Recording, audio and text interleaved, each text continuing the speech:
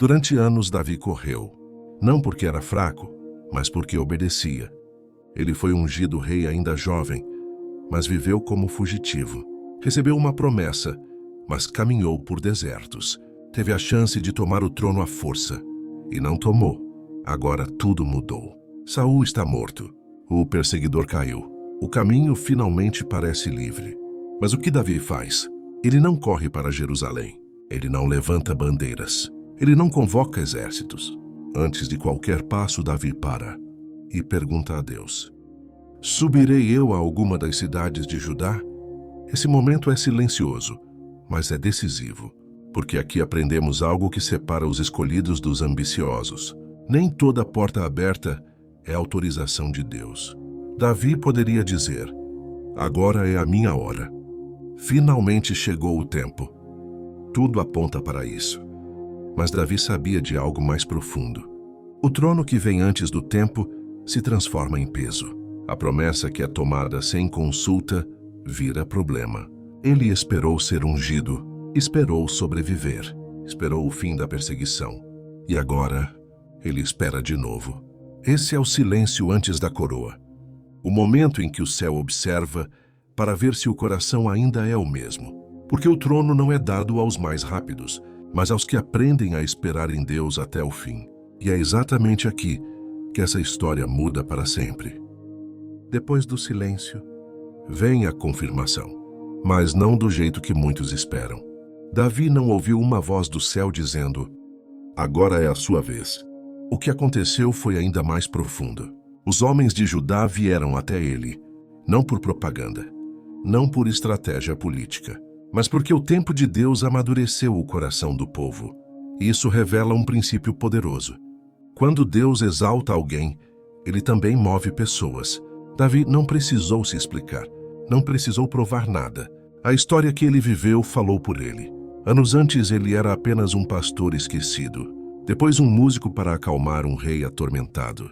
Em seguida, um guerreiro vitorioso. Depois disso, um fugitivo humilhado. Agora, ele é chamado de rei. Mas observe com atenção. Davi não se torna rei de todo Israel imediatamente. Ele é ungido rei apenas sobre Judá. Isso não é atraso, é processo.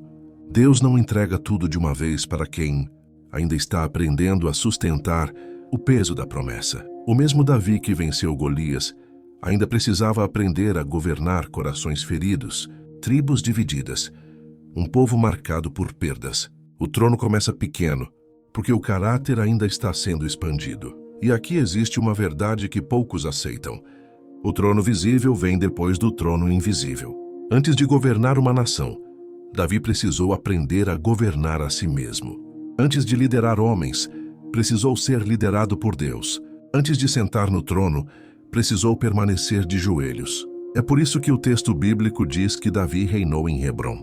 Hebrom significa aliança. O primeiro trono de Davi não foi político, foi espiritual.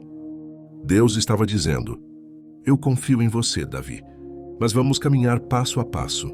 Enquanto muitos desprezariam um reinado parcial, Davi aceita. Ele não reclama, não compara, não se frustra. Ele entende que o que vem de Deus nunca chega atrasado, chega preparado. E esse momento ensina algo que atravessa gerações.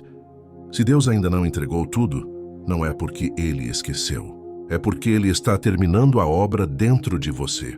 O trono começa quando o céu confirma, mas só permanece quando o coração continua submisso. E Davi ainda teria uma última prova. Antes de reinar sobre tudo, ser ungido não significa que tudo acabou. Às vezes, significa que tudo começou de verdade. Depois que Davi é confirmado rei em Judá, a Bíblia deixa claro: o trono não traz paz imediata, ele traz confronto. Enquanto Davi reina em Hebrom, outra força se levanta. Isbosete, filho de Saul, é colocado como rei sobre o restante de Israel. Não por Deus, mas por homens que ainda estavam presos ao passado. Isso revela algo doloroso, porém real. Nem todos celebram quando Deus muda a estação da sua vida. Alguns preferem manter estruturas antigas, mesmo que estejam vazias da presença de Deus. Outros resistem porque não querem perder controle, influência ou poder.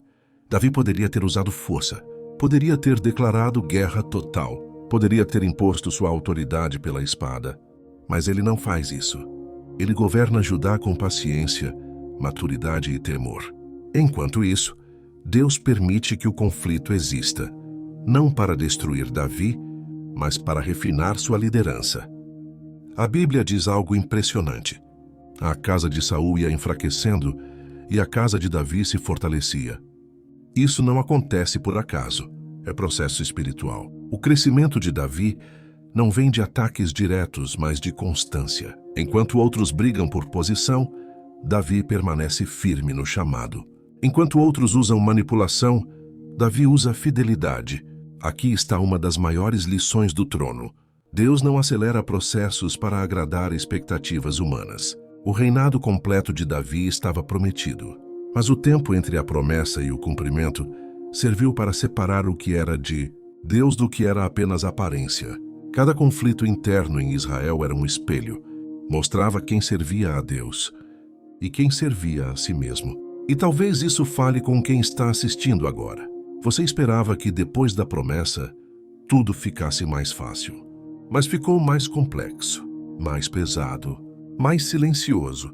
Isso não significa que você errou o caminho. Significa que você entrou na fase do amadurecimento. O trono testa mais do que o deserto. Porque no deserto você aprende a depender. No trono você aprende a não se corromper. Davi não se perde, não se exalta, não se vinga. Ele espera. Porque quem confia na promessa não precisa atropelar o tempo. E quando o conflito finalmente termina, não é Davi quem vence. É Deus quem encerra o ciclo. E então, o caminho fica livre para algo que muda toda a história. Chega o dia em que a espera termina. As tribos de Israel se reúnem. As divisões cessam. As feridas ainda existem, mas agora há unidade. Eles olham para Davi e dizem algo que ecoa até hoje. Eis que somos teus ossos e tua carne. Não é apenas um reconhecimento político, é espiritual. Israel entende algo que levou anos para amadurecer. Davi não chegou ali por força, nem por ambição, nem por atalhos. Ele chegou porque Deus o sustentou em cada etapa. O menino ungido se torna rei. O fugitivo se torna pastor de uma nação. O homem quebrado se torna líder restaurado. Mas perceba, o trono não muda Davi. Ele apenas revela quem Davi sempre foi. O mesmo coração que confiava no vale, agora governa no palácio. O mesmo homem que esperou no silêncio, agora lidera na honra. Esse é o trono que Deus entrega. Não para os que chegam primeiro, mas para os que permanecem fiéis até o fim. Talvez você tenha caminhado com Davi desde o primeiro vídeo. Talvez você tenha assistido cada capítulo dessa jornada. Se for assim, esse momento também fala com você. Porque acompanhar Davi não foi apenas ouvir uma história, foi atravessar processos, foi aprender a esperar, foi entender que Deus trabalha no oculto antes de agir no visível. E se você chegou até aqui, saiba de algo. Deus também vê quem permanece. Antes de seguirmos adiante, fica aqui um agradecimento sincero. Por cada pessoa que caminhou com essa série, que ouviu, que sentiu, que permaneceu. Esse trono também honra a sua constância. E se essa jornada falou com você, de forma simples e verdadeira, deixe seu like e se inscreva no canal. Isso não é apenas apoio ao conteúdo. É um sinal de que essa palavra encontrou espaço no seu coração. A história de Davi termina no trono, mas a caminhada da fé não termina aqui, porque Deus continua chamando pessoas comuns para missões extraordinárias. Continua falando no silêncio, continua conduzindo processos longos. E em breve outra história começa a ser sussurrada, não em palácios, mas em um deserto. Um homem que foge, um chamado que queima e um Deus que liberta. Mas isso é para a próxima jornada.